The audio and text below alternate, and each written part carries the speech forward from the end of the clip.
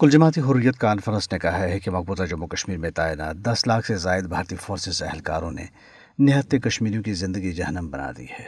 मोदी हुकूमत ने अगस्त 2019 के बाद मकबूजा इलाके को एक बड़ी जेल में तब्दील करके कश्मीरियों के तमाम हकूक़ सलब कर लिए हैं। हुर्रियत तर्जुमान अब्दुर्रशीद मिन्हास ने एक बयान में कहा है कि लाखों भारतीय फौजियों की मौजूदगी की वजह से मकबूजा जम्मू कश्मीर इस वक्त दुनिया का सबसे बड़ा फौजी तैनाती वाला इलाका बन चुका है। उन्होंने कहा कि भारतीय फौज से एहलकार जिन्हें काले कवानीन जिनमें arm forces special powers act और दीगर कवानीन का कुशन या छत्तर छाया हासिल है के तहत वो कश्मीरियों पर बेपनाह मज़ालिम ढाते हैं। उन्होंने कहा कि मकबूजा इलाके के इतराफ़ व इकनाफ में मुहासरे और तलाशी की पुरतशद्दुद कार्रवाइयों का एक ना ख़त्म होने वाला सिलसिला जारी है। काबिज़ भारतीय फौजी इन ऑपरेशंस के दौरान तशद्दुद, तोड़ फोड़ और बिलाजवाज़ गिरफ्तारियाँ अमलाते हैं, जिसकी वजह से कश्मीरियों का जीना दो भर हो चुका है। हुर्रियत तर्जुमान ने कहा कि भारत कश्मीरियों को आज़ादी के मुतालबे की पादाश में बड़े पैमाने पर इंतकामी कार्रवाइयों का निशाना बना रहा है। ये इंतकाम ही तो है, इसमें कोई शक व शुबे वाली जर्रा भी बात नहीं है कि भारत मिन हैसुल कौम कश्मीरियों को रियासती तशद्दुद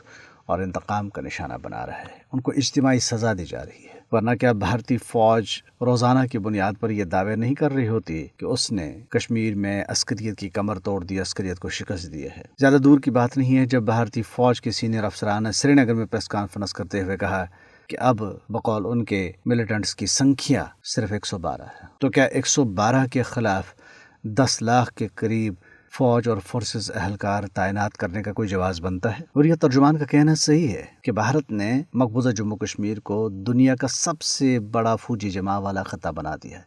दुनिया में किसी खत्ते ज़मीन जहां आबादी हो इतनी बड़ी तादाद में फौज हासिल नहीं है। ये वो स्याह कारनामा है जो सो कार्ड दुनिया की महान जमहूरिया भारत के माथे पर सजा हुआ है। भारतीय समझते हैं कि कश्मीर का एक एक फर्द बिला लिहाज जिन्स उम्र भारत से नफरत करने वाले हैं। आज़ादी की तलब और तड़प उनके अंदर है। एक बंदूक बरदार मुजाहिद और एक आम कश्मीरी, चाहे वो मर्द हो, औरत हो, बच्चा हो, के दरमियान फर्क सिर्फ बंदूक का है, वरना जज्बे के एतबार से, भारत से नफरत के एतबार से, आज़ादी की तलब के एतबार से, पाकिस्तान से मोहब्बत के एतबार से वो एक ही जैसे हैं। यही तो वजह है कि भारतीय एक तरफ ये दावा करने के बावजूद कि सिर्फ 112 मिलिटेंट कश्मीर में और उनके पास सलाहियत या वसाइल नहीं है कि वो भारतीय फौज पर हमले करें, वो भाग रहे हैं, जंगलों में छुप रहे हैं, हाइडआउट्स में हैं, मगर इसके बावजूद वो दिन रात अपनी 10 लाख फौज निहत्ते कश्मीरी अवाम के खिलाफ इस्तेमाल कर रहे हैं। देखें, कल ही की बात है, भारतीय फौज ने श्रीनगर, कुपवाड़ा, बारामूला, बांडीपोरा, गांदरबल, इस्लामाबाद, उधमपुर, कश्तवाड़, डोडा, राजौरी, पुंछ अजला के मुख्तलिफ इलाकों में आज़ादी पसंद लोगों के खिलाफ महासिर और तलाशी की कार्रवाइयाँ अंजाम दी। घर घर छापों का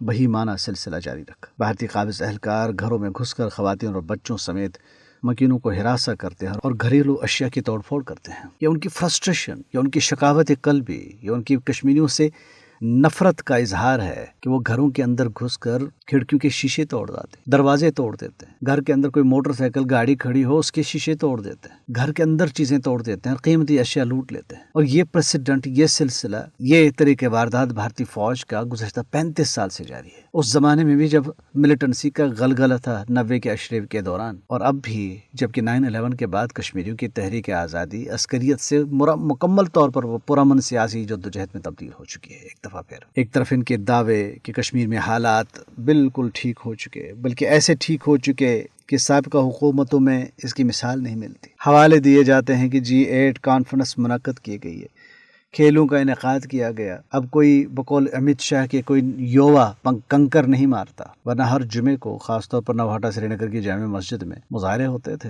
पाकिस्तान के झंडे लहराना एक मामूल बन चुका था। अब वो दावे कर रहे हैं कि ऐसा कुछ नहीं हो रहा। हालांकि इसकी वजह ऐसा नहीं कि कश्मीरियों का जज्बा ठंडा पड़ गया या कश्मीरियों की भारत से नफरत कम पड़ गई। ये इस वजह से कि 5 अगस्त 2019 के बाद से कश्मीरी शल शॉक्ड है और भारत ने अपने जबर के जुल्म के रस्से और ज्यादा कस लिए हैं और उनको स्ट्रेंगुलेट किया हुआ है, उनका गला घोंट दिया है। कश्मीर में इस वक्त किसी की आवाज नहीं, अवामी आवाज, अवामी हुकूक दबे हुए, सिविल राइट्स का कोई तस्वुर ही नहीं है। बस वही कानून है, वही इंसाफ है जो भारतीय फौजी अपने बंदूक और अपने बूटों से वहां पे कायम करे। कोई सोशल मीडिया पर अपने मन के मुताबिक पोस्ट भी नहीं लगा सकता, गिरफ्तार हो जाएगा, मुकदमा डलेगा और 2 साल बाद अदालत का रुख भी कराएंगे तो बड़ी बात है। इस जबर के साये में, इस सितम की तलवार के नीचे कश्मीरी खामोश है। मगर भारतीय जहां इस खामोशी को अमन का नाम देते हैं, वहीं इस नाम निहाद अमन या खामोशी से भी डरते हैं। यही तो वजह है کہ اگر ان کے نزدیک غیر معمولی امن پچھلی دہائیوں کی نسبت کشمیر میں قائم ہو گیا تو ان کے ظالمانہ رویے میں فرق آنا چاہیے، وہ زمین پر دکھنا چاہیے۔ مگر ہم تو دیکھ رہے ہیں کہ 5 اگست 2019 کے بعد سے ان 6 سالوں میں بھارتی مظالم میں شدت آ گئی ہے۔ دیکھیے کیا کشمیر وادی کشمیر کے کپواڑہ، بارہمولہ، بانڈی پورہ، گاندربل، اسلام آباد اور ادھر صبح جموں کو ادھم پور، کشتواڑ، ڈوڈا، راجوری، پونچھ، یعنی پوری کی پوری جموں کشمیر اس وقت بھارت نے داروگیر میں مبتلا کر رکھا ہے۔ ان کو چین نہیں ہے، سکون نہیں ہے۔ ان کے دعوے اصل میں جھوٹے ہیں۔ جس امن کا منجن یہ بیچ رہے ہیں وہ امن کا منجن اصل میں ہے ہی نہیں، یہ سارا پروپیگنڈا ہے۔ اسی وجہ سے تو یہ دن رات یہ آپریشنز کر رہے ہوتے ہیں۔ کیا آپ نے دیکھا کم از کم برصغیر کی تاریخ میں نہتے عوام کے خلاف، وہ عوام جن کو عملی طور پر یرغمال بنایا گیا ہے،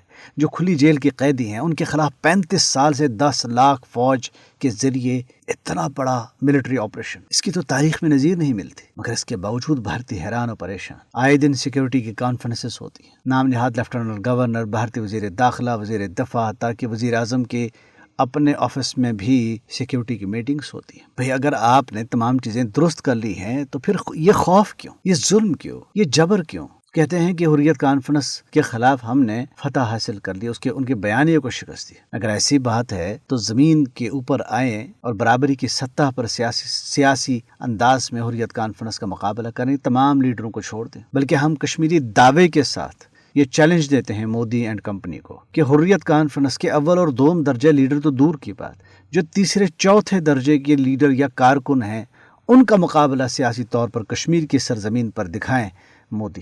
ان کی اپنی اب ایک ایک حرکت، ان کی اپنی ایک ایک کارروائی، ان کا اپنا ایک ایک ظلم، ایک ایک فوجی آپریشن، ایک ایک اقدام، ایک ایک کالے قوانین کا اطلاق اور اس کے اوپر عمل درآمد، ایک ایک جھوٹ، ایک ایک پروپیگنڈا مشین یہ چیخ چیخ کر گواہی دے رہی ہوتی کہ کشمیر میں بھارت اور خاص طور پر مودی کا بھارت مکمل ذلت، رسوائی، ناکامیوں، بوکھلاہٹ اور شکست و ریغ سے دوچار ہے۔ کشمیریوں نے اپنے ہاتھوں سے کوئی چمتکار تو نہیں کیا۔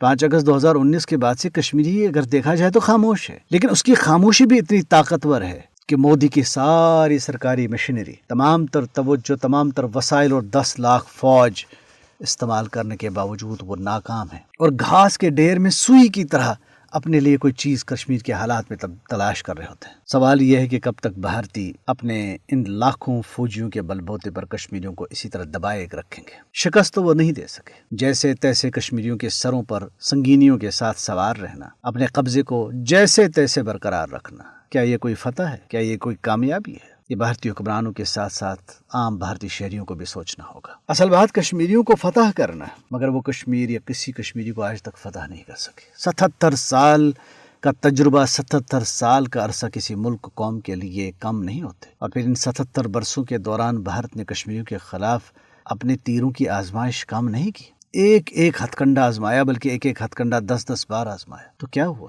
آج راجوری، پونچھ، ادھم پور، کشتواڑ سے لے کر کولگام، ترال اور کپواڑہ تک بھارتی فوج کے یہ آپریشنز دیکھ کر ہمیں اس بات کی تصدیق ہوتی ہے کہ بھارتی 77 سالہ قبضے کے باوجود بھی کچھ حاصل نہیں کر سکے۔ اپنے پاؤں رکھنے کی جگہ بھی حاصل کرنے کے لیے ان کو بہت پاپڑ بیلنا پڑ رہا ہے۔ بھارتی حکمرانوں کے لیے ایک ہی راستہ ہے کہ وہ ادراک کریں، وہ مان جائیں کہ کشمیریوں کو وہ رام یا زیر نہیں کر سکے، وہ مان جائیں کہ کشمیریوں کے جذبوں کو وہ شکست نہیں دے سکے۔ اور پھر وقت اور تاریخ تو کسی کو معاف نہیں کرتی، وہ چاہے شداد و نمرود ہو، الیگزینڈر دی گریٹ ہو، کوئی وقت اور تاریخ کے اس منصب کے کوڑے سے بچتا نہیں ہے۔ بھارتی کیا سمجھتے ہیں؟ وہ کب تک ان نفسیاتی طور پر معذور 80% فوجیوں جو آئے روز خودکشیاں کر رہے ہوتے ہیں، جو نفسیاتی طور پر انتہائی پسماندہ ہیں، جو لکڑی کے بے جان گھوڑے ہیں، جن کا کوئی نظریہ، کوئی جذبہ بھی نہیں ہے، ان لکڑی کے گھوڑوں کے اوپر مودی اینڈ کمپنی بیٹھ کر کیا اس کشمیری قوم کے خلاف یہ جنگ جیتنے کا خواب دیکھ رہی ہے جس کشمیری قوم نے ڈوگروں کا 100 سالہ دور مظالم کا سہا اور اب سوکار جمہوریت کے خال میں ہندو فسطائی بھارت کے مظالم 77 سال سے برداشت کر رہے ہیں، لیکن پھر بھی پیچھے مڑے نہیں ہیں۔ نسلوں کی کہانی ہے، لیکن یہ حریت پسندی وہ کیری کیے جا رہے ہیں۔ ہر دور میں انہوں نے اپنے موقف کو، اپنی مزاحمت کو منوایا۔ یہ الگ بات ہے کہ دنیا میں ان کی تحریک کو پذیرائی حاصل ہے یا نہیں، دنیا مفادات کی آماج کا ہے، مگر کشمیریوں کی طرف سے تو کوئی کوتاہی نہیں ہوئی ہے۔ کشمیری نے ہر دور میں اپنے آپ کو مزاحمت کا استعارہ بنایا۔ تو ان کشمیریوں کے خلاف مودی ان لکڑی کے گھوڑوں پر بیٹھ کر یہ جنگ جیتنا چاہتے ہیں جن کی موٹیویشن لیول اتنا ہائی ہے کہ بھارت 4 دفعہ بھی جنم لے تو وہاں اس بلندی تک نہیں پہنچ سکتا۔ کل نہیں تو پرسوں 5 سال 10 سال 15 سال 50 سال کے بعد بھی تو بھارتیوں نے کشمیریوں کے جذبوں کے آگے سرنگوں ہو کر اپنا بوریا بستلا گول کرنا ہوگا۔ تو کیوں نہ وہ آج ہی یہ کام کریں تاکہ آنے والی نسلیں تنازعات سے پاک ہو کر اس دنیا کو انسانی اعتبار سے، امن کے اعتبار سے، استحکام کے اعتبار سے، بھائی چارے، امن و آشتی کے اعتبار سے اور اقتصاد کے اعتبار سے وہ پوری یکسوئی کے ساتھ کنٹریبیوٹ کریں، اور یہ دنیا انسانوں کی بلا لحاظ مذہب و ملت کے رہنے کی ایک خوبصورت جگہ بن جائے۔ تبصرہ ختم۔